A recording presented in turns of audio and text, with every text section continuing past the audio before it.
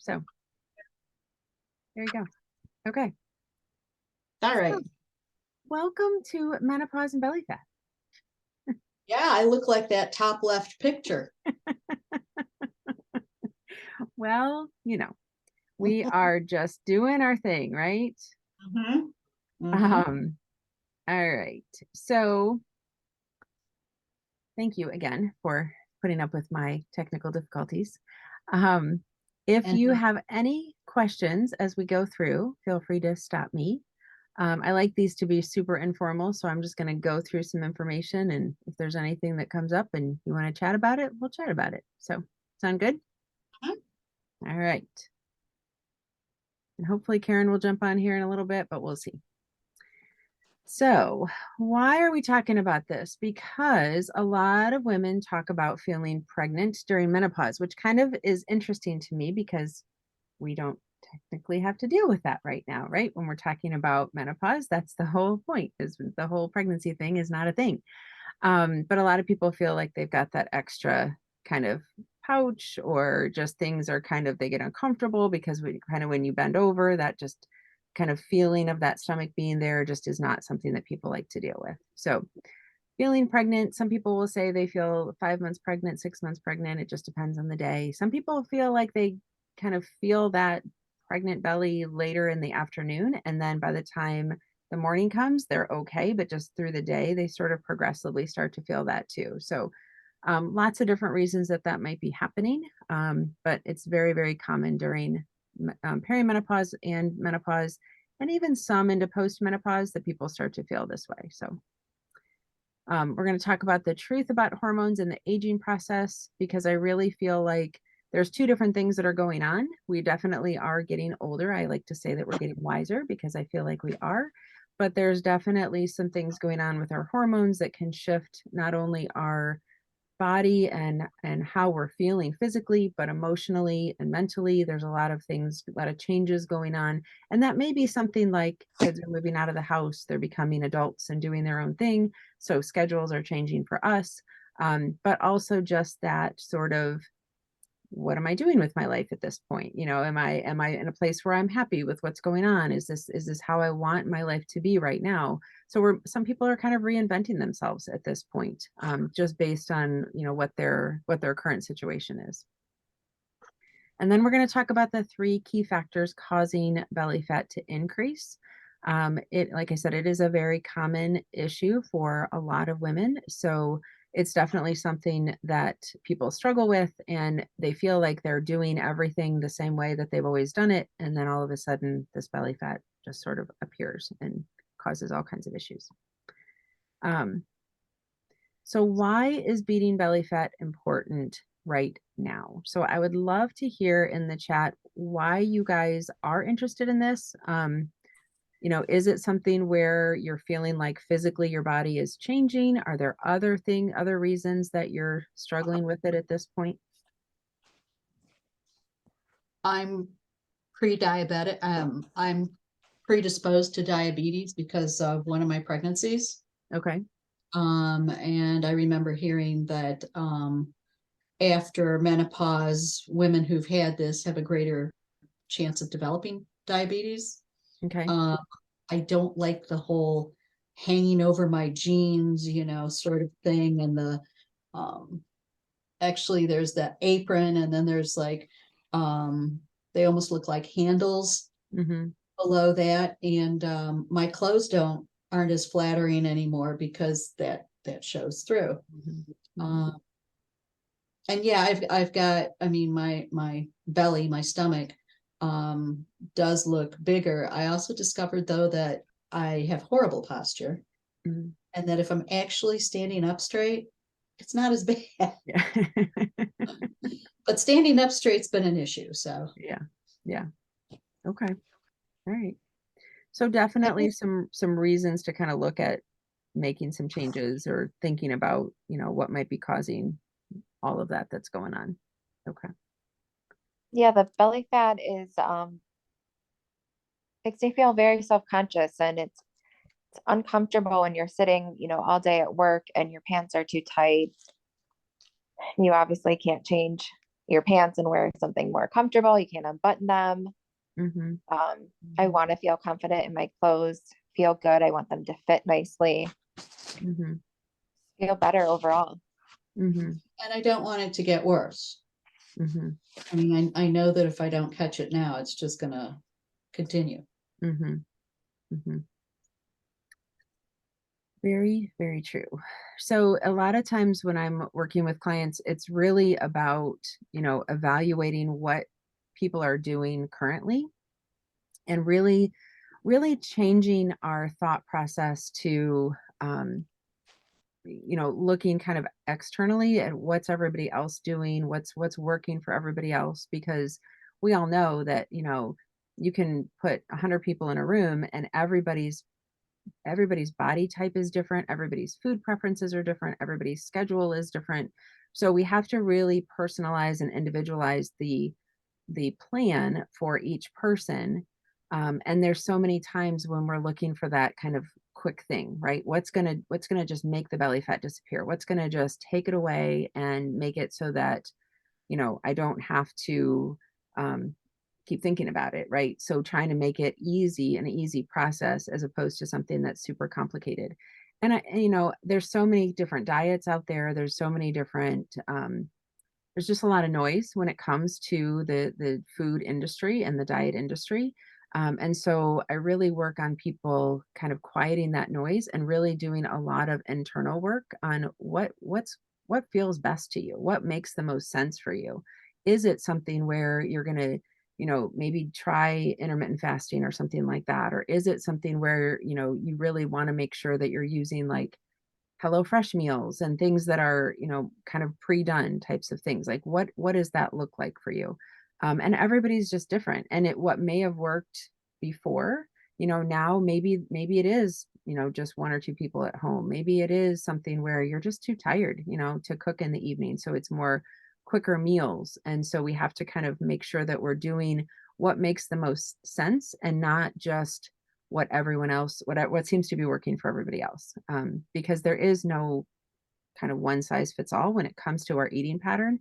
There are certainly things that we can learn from what other people are finding success with, but it's not something where we can just say like, okay, this is what Jennifer does, so this is what we should do. Like, I mean, everybody's just different when it comes to that. So but you are right, Diane, that you want to pay attention to the belly fat because certainly at this kind of change, this time, this transition, we definitely want to think about preventing things like type 2 diabetes and heart disease. So for women in the menopausal state or stage, we're looking more at that increased risk of heart disease. Sometimes cholesterol will go up with cholesterol numbers will go up. Mhm. Sometimes fasting blood sugars will be higher, so we have to really pay attention to that. And I really encourage people, the prevention is way easier than the treatment. So both can be challenging and have their own things that we have to take a look at. But when we're talking about already being diagnosed with something, then that's a different story than if we're looking at, how do I kind of take care of that before it becomes an issue. So Yeah, super high cholesterol is an issue. okay. Mhm. Already for you? Mhm. Okay. And hypertensive has been, but that's because of my first pregnancy. It's Okay. just a legacy of that. It's those kids, man. That's what I'm happens. telling you. We love them, but Yeah. how about any pain? Are either of you living with any long-term or chronic pain? Developing arthritis, Okay. but nothing. Okay. Nothing that limits what you're doing right now? Okay. No pain. Okay. That's good. Also, so you can stop counting every calorie. I feel like we are busy women. And so if counting everything that we eat, logging everything that we do is the only way that we can make changes, for a lot of people, that's not going to be something that's very sustainable. So it's not that we never want to pay attention to that or do some tracking or some um, kind of focused attention to that, but it's not something where I encourage people to do that long term. It gets very, very cumbersome very quickly. So trying to build in strategies to, make the most sense again for your schedule and your lifestyle so that we can help with the belly fat, but it's not something where we're consumed by this whole kind of diet culture and that kind of thing. Oops, look at what I just did. Anyways, that said that we were going to thrive during menopause and not just survive it. So we don't even need that extra slide.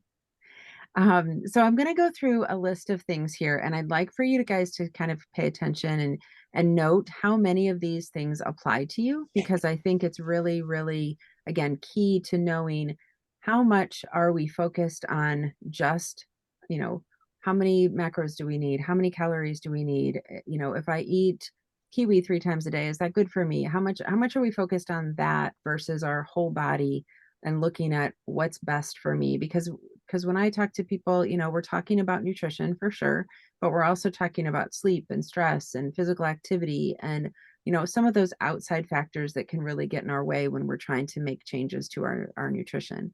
We'll talk a little bit later about stress and how that can affect the whole belly fat picture and menopause and that kind of thing too. So we'll run through these kind of quickly, but um, nothing will work no matter what I try. Hear that a lot from people because there's so much information coming at us. And so there's a lot of times that we're, again, just kind of picking and choosing, seeing this thing online. And what if I tried this? And then you hear somebody at work talking about this, and we try lots of different things, and feel like none of them are really getting us to where we want to be. No one understands. I hear this a lot from people going and talking to their providers, and they say, they got talk to their doctor about it, they go to their gynecologist about it, and they're just like, you know what, it's menopause, so you're just going to have to sort of live with it and get through it. I feel like in 2022 we can have a better response than that. So, there are definitely things that we can do, and hopefully that's not where we stop, is just hearing that. My doctor doesn't listen to me, kind of along the same lines. I don't want to live like this anymore. And it's just basically a frustration, right? It's just like they throw their hands up and just like, you know what, if there's nothing I can do about it, I might as well just eat a bag of cookies or whatever I want to do because, nothing's going to change. I can't stop crying. Sometimes there can be, an increased anxiety and depression during this period of time, and that can definitely be hormonally related. But sometimes it's just that feeling of overwhelm. Like, what in the world? What is my body doing to me? Like, I don't even recognize my body when I look in the mirror. What in the world is going on? I can't stop craving sugar, and some of that has to do with that kind of insulin that resistance that we're going to talk about in a little bit. I can't do this alone. I'm embarrassed to go out with my friends. And part of that might be because of the clothes not fitting the way that you want them to. Maybe it is, just feeling like your body is changing, theirs is staying the same. It just kind of depends on kind of that group that you hang out with and kind of where they're at. Maybe if you hang out with some people that are a little bit younger and maybe haven't gone through the menopause stage, that can be a little bit like, feeling like they don't understand kind of where you're at.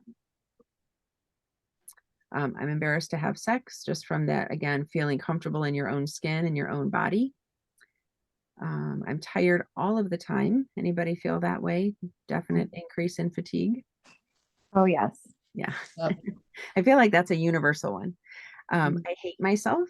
And, again, it's that whole, I don't know, I don't even recognize my body or who I am.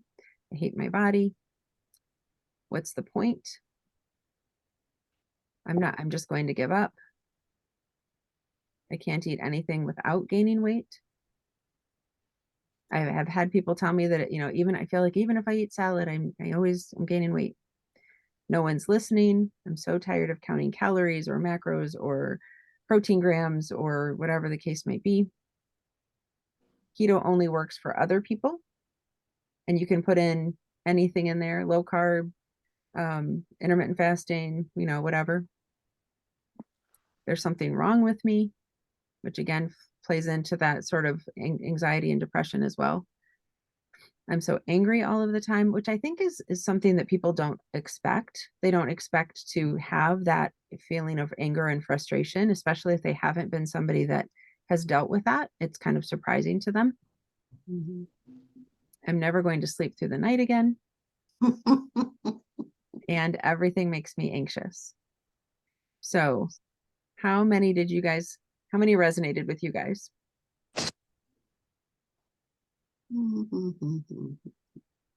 8, 8? Okay. maybe 9. Okay.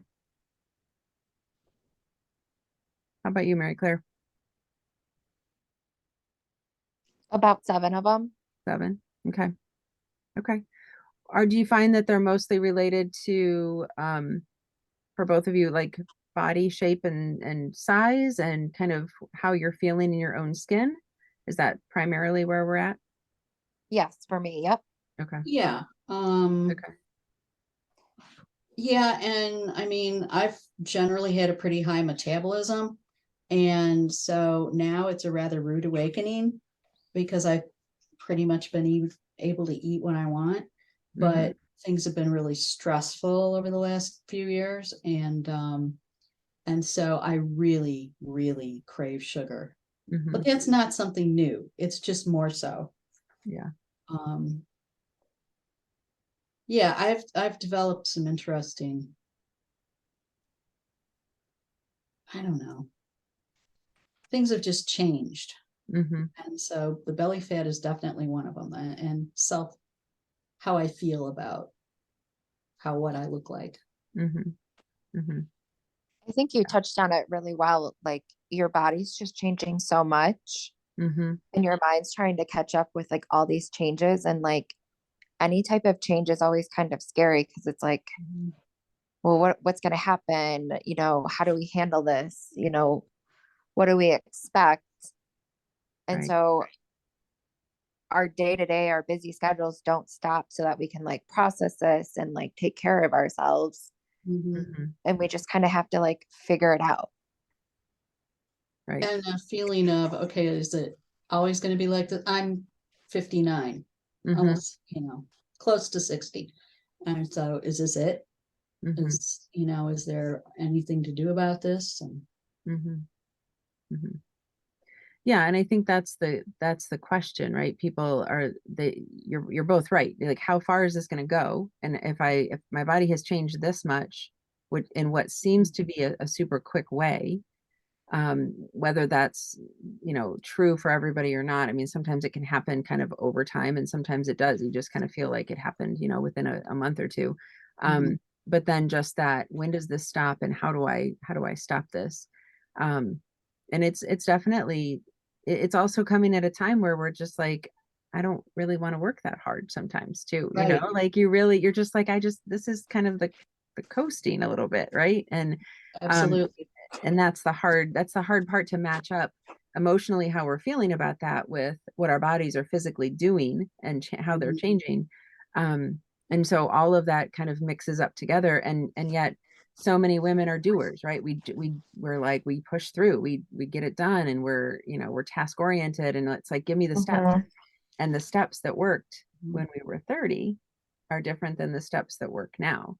And it's a very difficult, that's where that mindset shift comes in a lot of times, is it's so difficult to get an understanding of, you can have what you want, but what you're working towards and what you're able to achieve, it looks different, right? So it's a shift in our emotional state, in our mindset, to be able to say, okay, this is still what I want, this is my goal, how do I get there? And we Yeah. kind of think we know because we've done it before, and it's just different. So And it's along with that, it's kind of like, well, this was never a problem before. hmm hmm Why is it now? I used to be able to fill yes, in the blank. yes, yes, very much so. hmm hmm And then, it's a matter of, we have to prioritize, right? We have to prioritize what makes sense for us at this stage in life, and what are Mhm. we willing to make changes to. So just a little bit about me. I am in fact 52. I had to change the number on the slide. That is crazy. Um, and in perimenopause, so I understand it from a personal and professional kind of viewpoint. The reason that I choose to be in this space and working with people at this stage is because I do get very frustrated for people that they feel like there's just nothing that can be done. And we don't even have the conversation. It's just like, oh, you're getting old, or you're in menopause, and that's just that. Mhm. And I just don't think that that's true. I don't believe that. And so yes, there's different changes that we have to focus on and different things that we have to focus on. But there's no reason that we can't make changes. It may look differently, but it can still happen. So, and I really think that when we just look at the diets out there, I don't know that any of them are super tailored to this change. So, we have to think about, again, what works best for our bodies, what makes the most sense for us and for where we're at. And work through a lot of that, like you're saying, Diane, like this, I didn't have to do this before. So, Mhm. we have to come to terms with that and then say, okay, I didn't have to do this before. Now I do. Am I willing to do XYZ to get to, the goal that I'm trying to get to? So definitely a lot to think about. So, but the real reason that we're here is to talk about you guys. So, I want to talk a little bit about that. So this master class is really for people that have tried all the diets and nothing is working. For people that want to be able to get through the day without feeling like you need a nap every few hours. One of the clients that I'm currently working with, she basically started working with me because she's like, I got in my car and I fell asleep.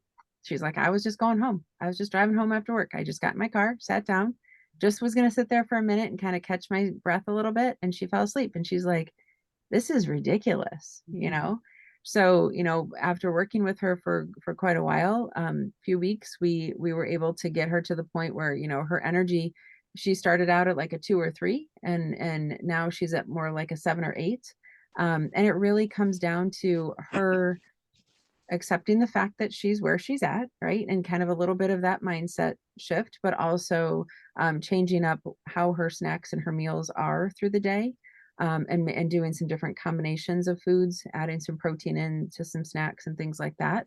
Um, the other thing that I think happens for people is we're like, well, I'm 52. I can eat a donut when I want to eat a donut. And yes, you can, but we kind of forget the part of, but there's always, there's potentially things that can happen when we do that, right? So if we eat Mhm. that donut, we're going to have more sugar in our system. We're probably going to feel more tired, and we started out tired, so now we're twice as tired. So, we have to consider how our body is reacting to that food because like you said, Diane, like your metabolism was maybe quicker. Now it's a little bit, takes a little bit longer, but we can Mhm. still get there. So we have to consider that when we're making those food choices. How is my body reacting to that? So fatigue is one of the kind of hallmark signals to our body at this stage that says, yeah, maybe we should add some protein to that, or maybe we should eat a little bit less of that, Mhm. depending on how our body is reacting. Carbs are not evil. I will never tell you that carbs are evil, but I will tell you that we maybe need to space those out a little differently or look at a different portion size with that. You want to be part of the fun. It just breaks my heart when I hear people, they don't want to go out, they don't want to be seen, they don't want to be, they don't know what to choose when they go out to dinner. So it's like, I'm just not going to go. And I'm like, yeah, but this is your social time. This is the time to go out and enjoy time with friends and family. And so being able to break down some of the nutrition pieces, and again the mindset piece, to be more comfortable with where you're at, to kind of empower women to feel comfortable in their own skin, I think is a huge part of my goal as a coach, because I feel like it's just so vital to our just enjoying life. Wanting to feel like yourself again, you know, aren't going to necessarily feel like we're 18, but we can feel. I actually feel like, I was just talking to somebody the other day and she's like, she's 70. She's like, your 60s are like the best decade ever. And I was like, that's a great, that's a great way to look at it, right? She's like, you don't care what anybody else thinks. You're just like doing your thing. You can make your own decisions. And I'm like, I want to be like you when I get a little bit older. So it's all perspective. And then you're tired of hearing it's just menopause, you have to get through it. I feel like I need to have like a t-shirt made with that or something. Like Mhm. we're not doing that anymore. Mhm. So 3 key factors causing your belly fat to increase.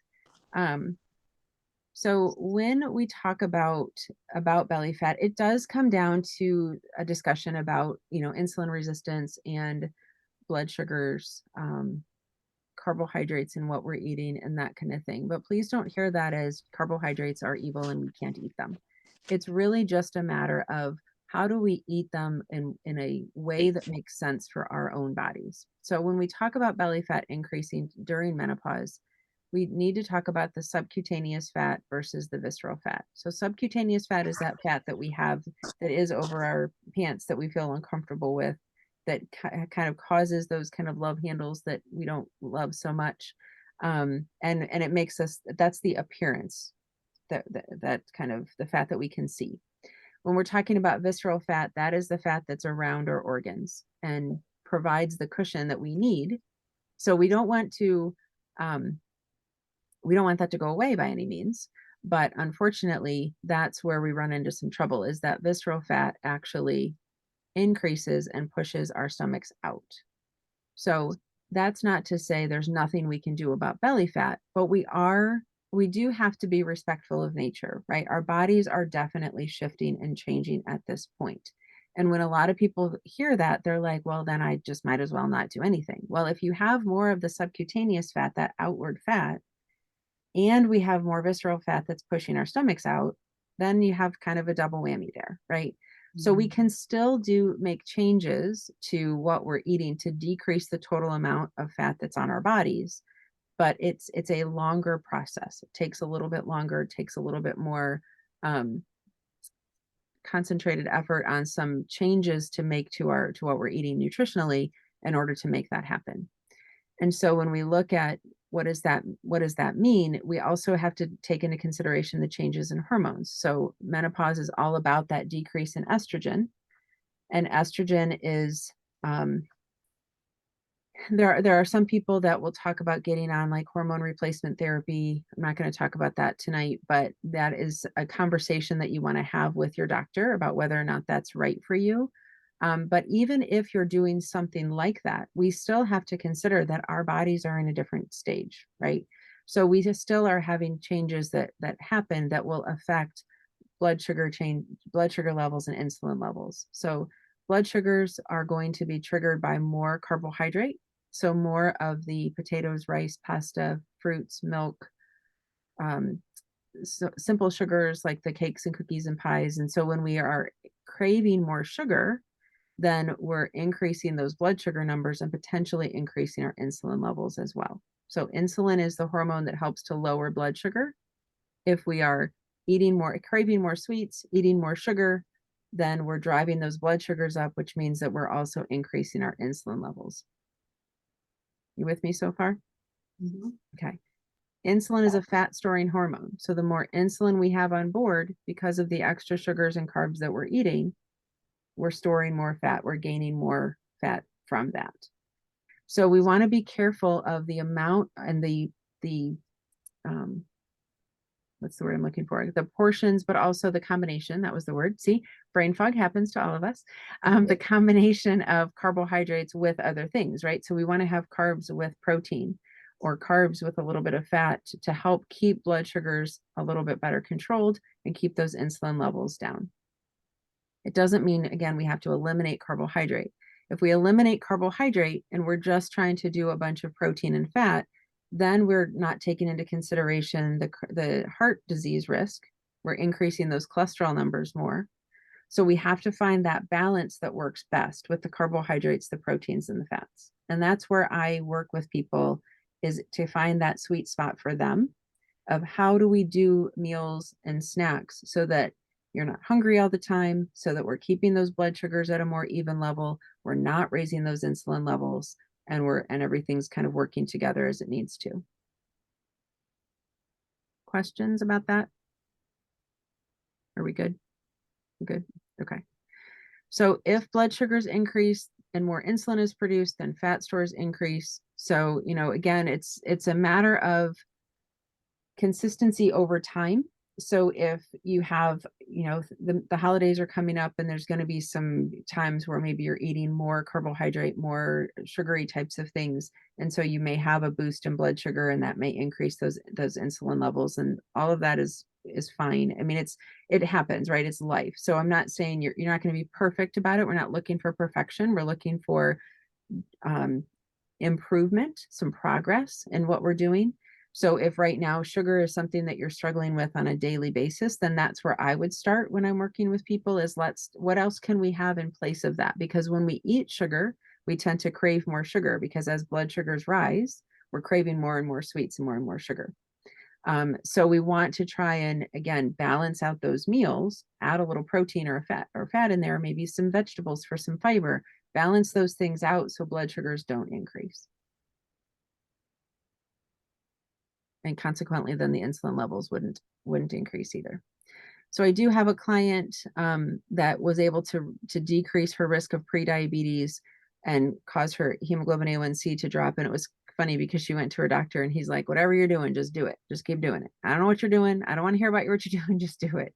And so she did. And she was doing more of the having that mindset shift of she would go out to dinner and she would eat what she wanted to eat as opposed to what she felt like she had to on a certain diet. And she was more conscious of balancing out those meals. She actually lost weight without trying to lose weight because she was much more in tune with what her body was asking for. And the interesting thing with blood sugars is it does increase that craving for more food. So if you are eating and you're eating a lot of those more simple sugars, like more of the sweets and things like that, your blood sugars are going to be higher and you're automatically just going to be hungrier. And so what she was finding is when she balanced out her meals, she just wasn't as hungry. It wasn't something where she kind of weighed and measured things. It was just she just wasn't as hungry. So she was able to stop and listen to when she was, satisfied with those meals. Because I never want people to feel like they're starving or hungry all the time, because that's no way to kind of live either. So. Mhm. So the other thing that I kind of want to talk about is, am I getting older or is this all just part of the aging process? And I always tell people kind of yes and no. We are at a stage where we are getting older.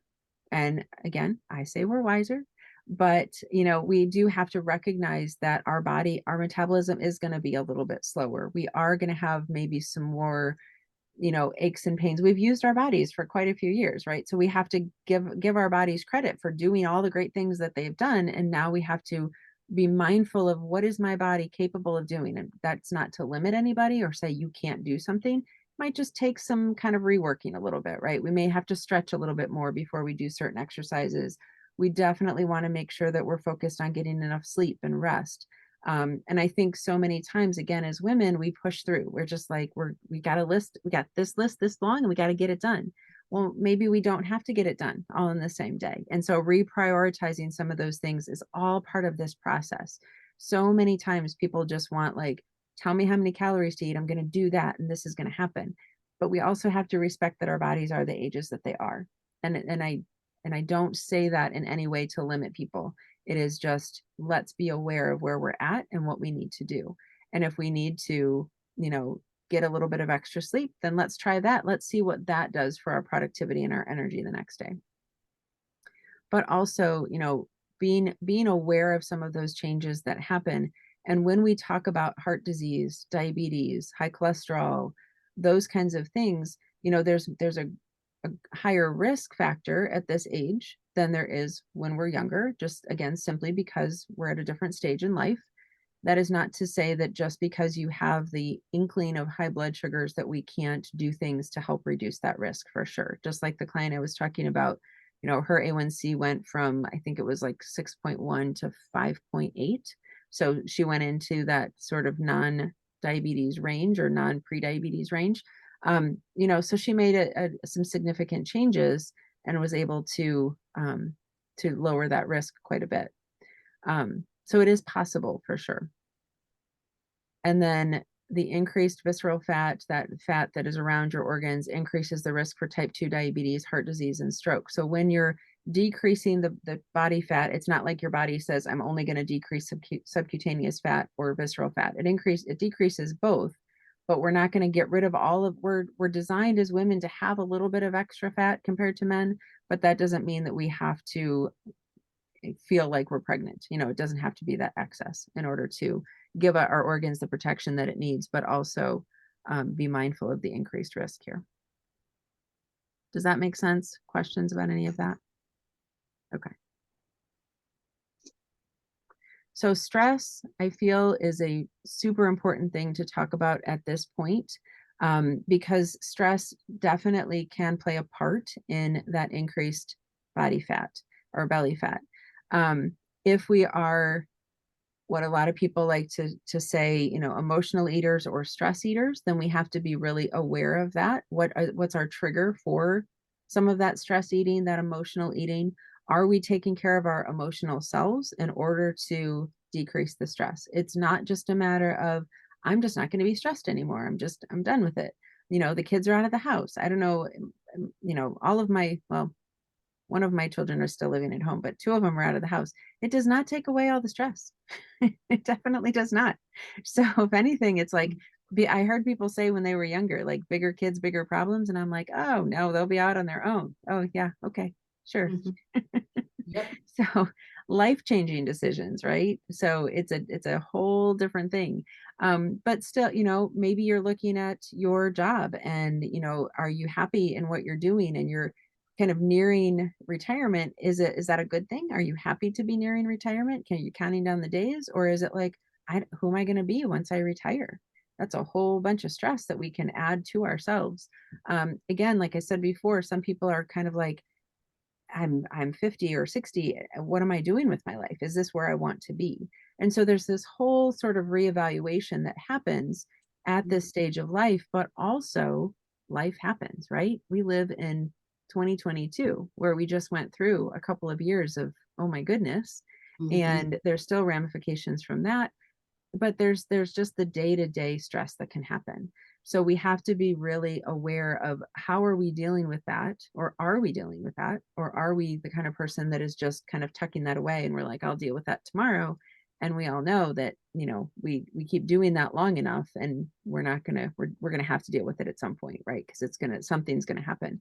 So the physical effects of stress definitely can increase blood pressure, definitely can increase blood sugars if we're eating more sweet types of things as a reaction to that stress. Um, and definitely can increase our risk of heart disease if we're constantly feeling in that sort of stressful state. Maybe we aren't going to be sleeping as well, and a sleep is a huge risk factor for more issues like diabetes and heart disease, simply because we're not allowing our bodies to have that rest and that relaxation.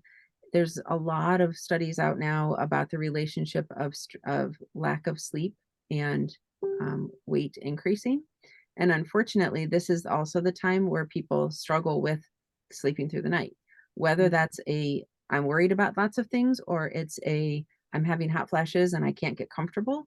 It's hard to say. Everybody's, different when it comes to that. But Or that's why, sometimes it's just, oh, it's 2:30 in the morning. yes.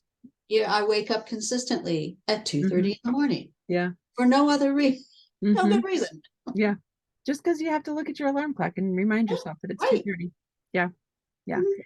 And uh, there's no kind of blueprint, right? It's not like, oh, if you wake up at 2:30, this is what you have to do.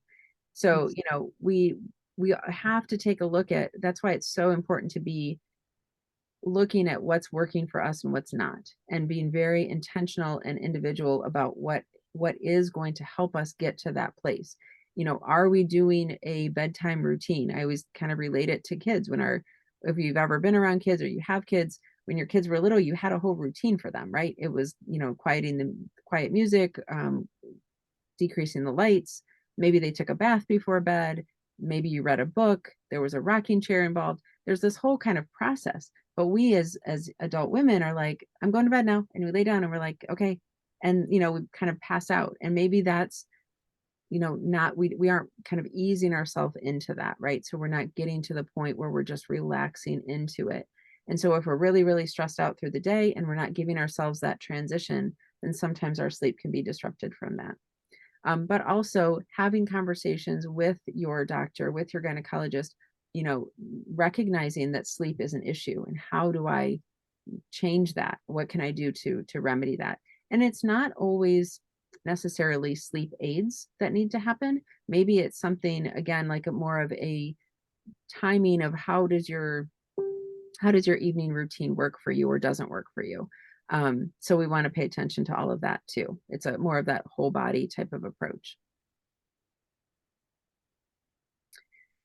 So I really believe that there are things that can help to decrease that belly fat. Like I said, really focused on changing the way that we think about food, the way that we meal plan, the way that we organize our meals so that we're getting the balanced choices in there when it comes to those meals.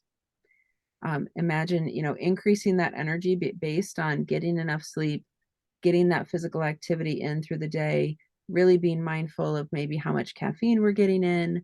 What are we doing to conserve our energy? I always, tell people I feel like people have an energy bucket in the morning, and it's where do we spend our energy? Are we giving away a lot of our energy, or are we using it for what's important to us, right? So anytime we get into negativity or frustration or anger, we're sort of giving our energy away externally. How much of that energy are we putting in ourselves and in, kind of what works for us? I think that's super important. Feeling like yourself again, I totally think that that's possible. Saying yes to social invitations instead of no, I'm tired. Because what the other thing that happens when we kind of isolate ourselves, typically women need women. We need that social time. We need that sort of, we're not in this alone. So if we're saying no to social invitations because we're embarrassed or we're frustrated or we're tired, then that's going to decrease that social circle as well. Now, that's not for everybody. Some people like to have one person that they talk to, and that's perfectly fine. Some people like to have a whole room full. So everybody's got to, kind of find what works for them. And then trusting your body to tell you when you are actually hungry.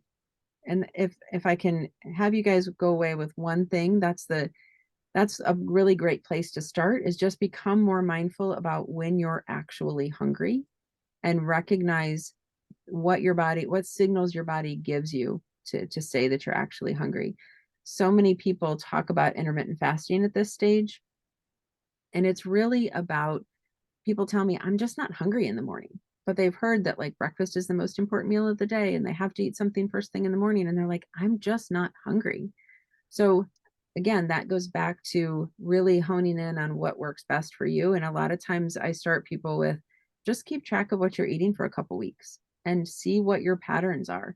If you're eating breakfast and you're not hungry, but boy, you are hungry for dinner, then we could move those meals a little bit later in the day and just see how that works for you as far as energy and hunger and that kind of thing. There is no one size fits all when it comes to this stuff. So we have to be, really mindful of that too. I had a really interesting experience when I had COVID. Mm-hmm. For a week, I couldn't taste or smell anything. Yeah. Wheel.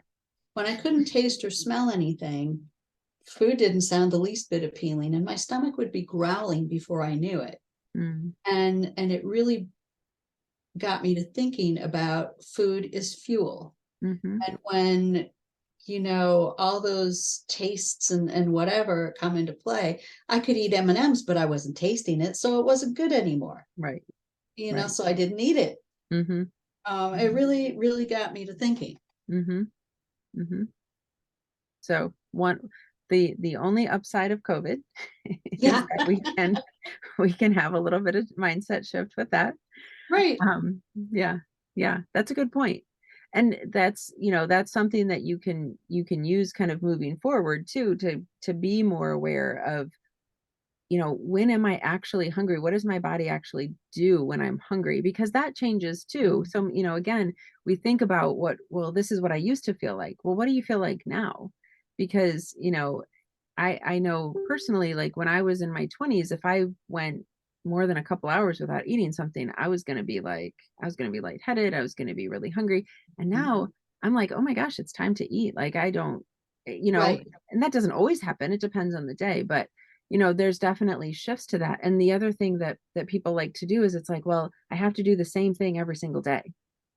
Well, not necessarily. If you're going to be exercising one day, or maybe you're driving in a car somewhere one day, I mean, there's different energy needs that we have on a daily basis. So that's why really honing in on what works for you and when you are actually hungry is so very important.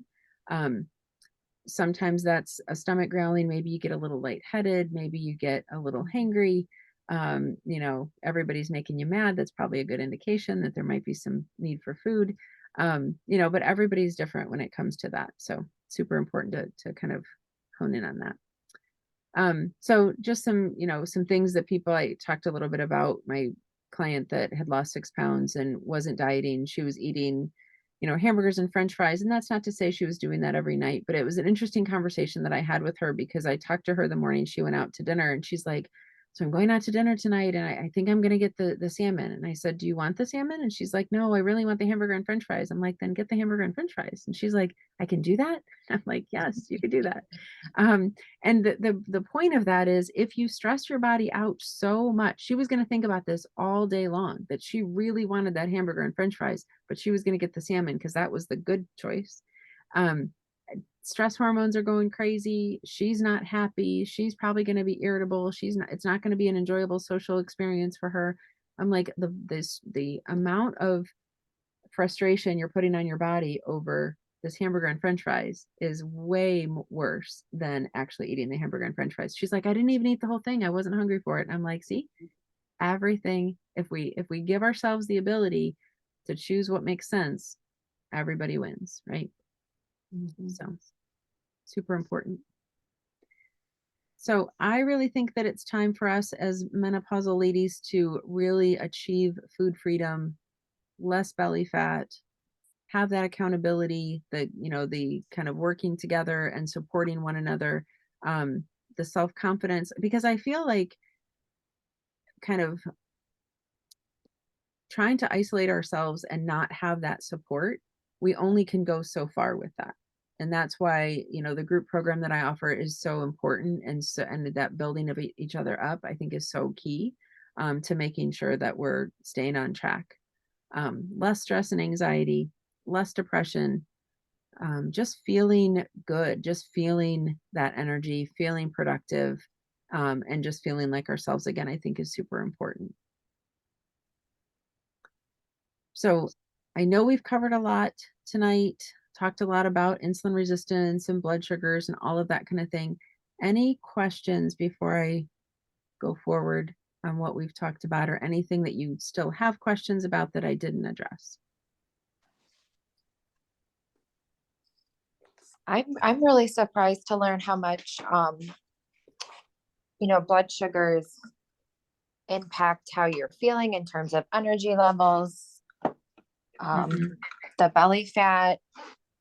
I thought they were just an issue if you had like diabetes or pre-diabetes. Mhm.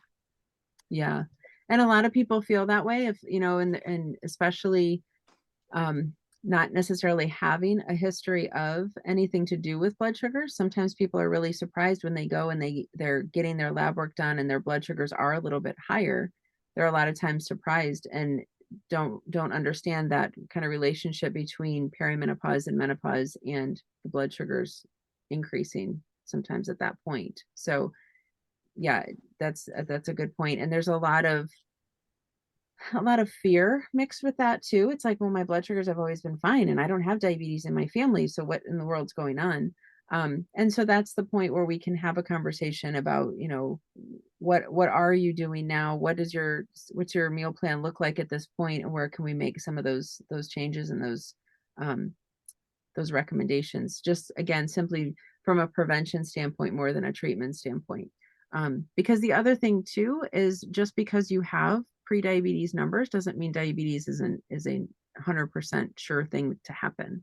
You know, we talk, some people talk with like gestational diabetes, the diabetes that you have when you're pregnant. There is an increased risk of pre-diabetes and diabetes with that history, but it's not a, you know, it's definitely going to happen.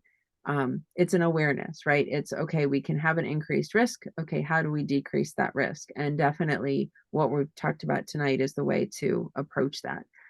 It all comes down to that foundation, that food is fuel, the foundation of how am I taking care of my body? How am I respecting my body from a, you know, nutrition standpoint? And this may sound a little bit, you know, kind of out there, but if we don't love ourselves and spend the time taking care of ourselves, we aren't going to be able to take care of the people around us. You guys have probably heard about when the airplane is losing oxygen, you got to have the mask on yourself before you can help the people around you. It's so true. And that's so not how we live our lives typically. So We're like, counterintuitive. it totally is. It's like, no, I have to take care of everybody around me. I love these people so much. And it's like, yeah, I get that. But if you're not feeling whole and filled up, then the people around you, you're not going to have the energy or the drive really to do what needs to be done to take care of them to the best of their ability. And also they're not going to get all of you, right? They're going to get, I mean, in my case, they're going to get tired, cranky, angry me, and nobody wants tired, cranky, angry Jennifer. It's just not fun. I can tell you that. So really taking a look at what can we do um, on a daily basis to get to the point where we are feeling whole, that we are feeling healthy and happy and satisfied with where we're at is so very important. Um, and I feel like the time is now, right? So if we wait until the perfect time, there is no perfect time. The time to take care of ourselves is really right now today. So So I have a question. I have sure. a pretty good idea what perimenopause is. Mm-hmm. And I crossed the threshold into menopause. Mm-hmm. Um, and I was there for a couple of years, and then I had a hysterectomy. Mm-hmm. Apparently I still have a couple little ovaries left, but Mm-hmm. they're shriveled and old. Mm-hmm. But she wanted to leave those for whatever benefits the hormones, Mm-hmm. could provide. Mm-hmm. What qualifies as postmenopause? So when you haven't had a period for a year, then you are in the postmenopause stage. So it can, the hysterectomy kind of can push people into the later stage quicker. Mhm. So you haven't had anything for a while, right? Oh, in terms of a menses? Yeah, Mhm. yeah. No, I had So, crossed that threshold a few years before I had the hysterectomy. okay. So perimenopause is when you're playing that game with your period. Yeah. And When's it going to start? How long is it going to be? How heavy is it going to right, be? right. And Yeah. then it you finally get to that 12-month mark and you're in menopause or postmenopause. So perimenopause is that, yes, that back and forth. And then menopause is when you haven't had that period for 12 months straight. So what Mhm. happens to a lot of women, why it doesn't just last for a year though, is because it's like, oh, I haven't had a period for 3 months. Oh, but there it is. And then it's like, oh, I haven't had one for 4 months. Oh, but there it Mhm. is. So the clock starts over every time you have a period. Oh, don't I know it? For 3 years, I got to 11 months. Yeah, yeah, Yeah. yeah.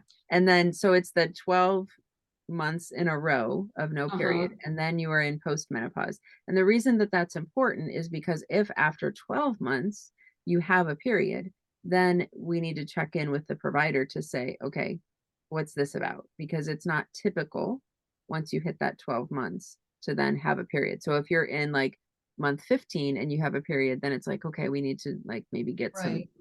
check, a So check. perimenopause is the back and forth thing. Yes. Postmenopause is when you hit your 12-month mark. And then for the rest of your life, you're in So postmenopause. where is menopause? It's that it that's the interesting piece, right? It's when perimenopause stops because your period stops completely, and then 12 months later. So you don't really know that you're in menopause. We talk about menopause. We really should talk more about perimenopause and postmenopause because menopause itself is kind of a moving target.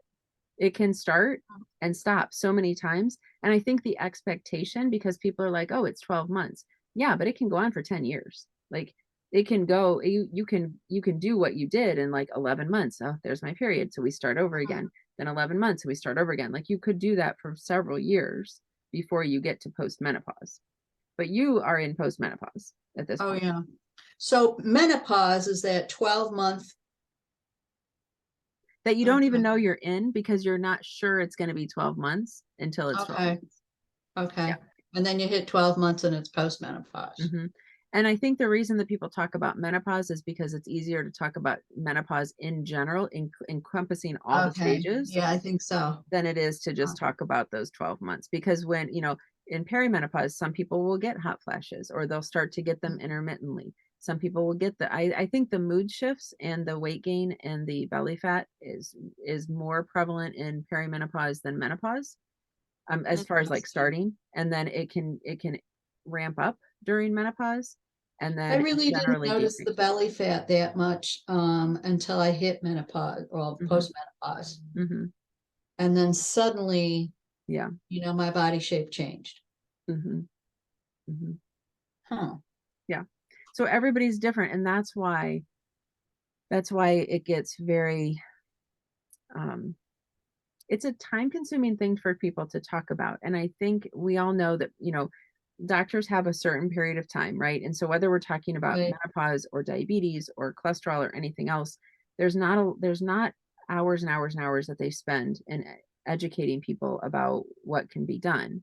Mhm. And the fact that they just don't have a lot of that education, right? They know a lot about a lot of things. They don't know a lot Mhm. about nutrition and all the things that go along with it because they can't, right?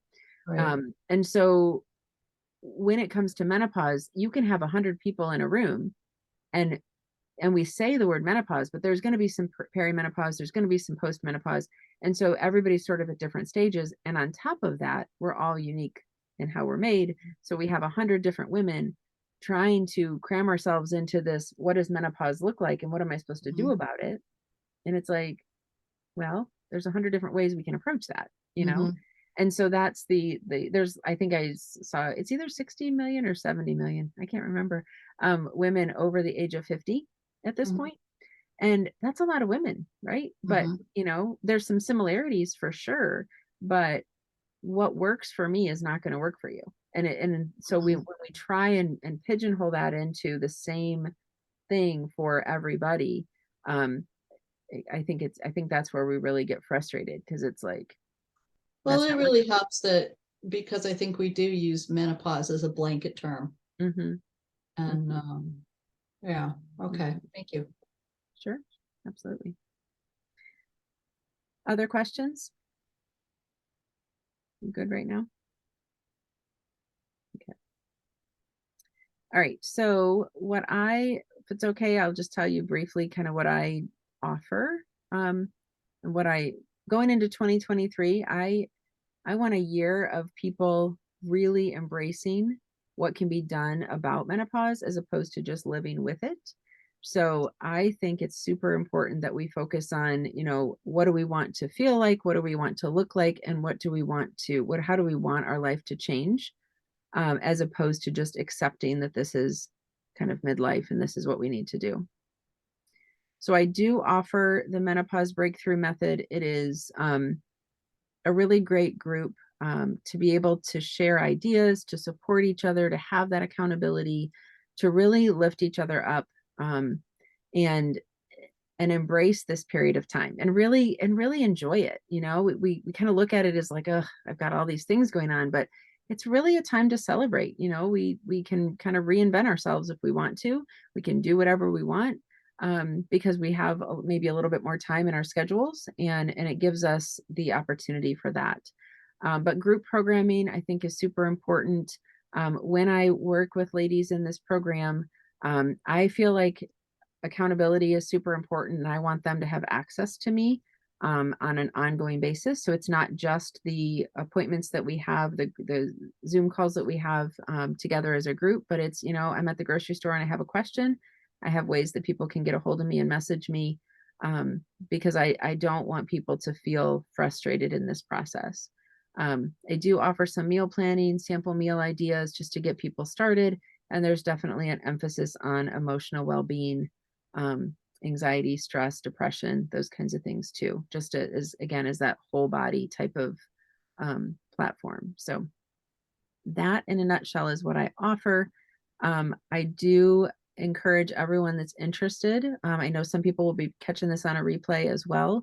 I try and come up with a time that works, and it's just a hard time, right? It's like, right, it's either I'm trying to get like after dinner time, but depending on where people are, there might be some time changes. And with this daylight savings time, I don't even know, people might be in bed by now. You just never know. So, so I do encourage people to get on a phone call with me. I have, a calendar link here in the chat at the top. I put in my calendar link if anybody's interested in jumping on a call for that. I will also, you'll get a replay because you registered for this masterclass. You'll get a replay, and the calendar link will be there as well. So feel free to hop on a call and we can talk about what that would look like for you. I do have some really awesome Black Friday specials going on right now, because I know with the holidays, things are a little bit crazy. So some people want to wait until after the first of the year. And all I ask is that you get on a call with me and we talk about that.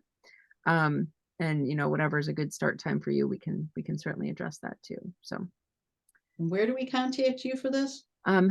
there is, I think I can copy this again and I'll put it back. I'll put it in the chat. Are you able to open the chat? Do you have the chat open? I have the chat open. There's the link. Ah, So if you click on it, then it'll bring you to that page, and then you can come back in here, and it won't sign you out of the Zoom quite yet. right. Okay.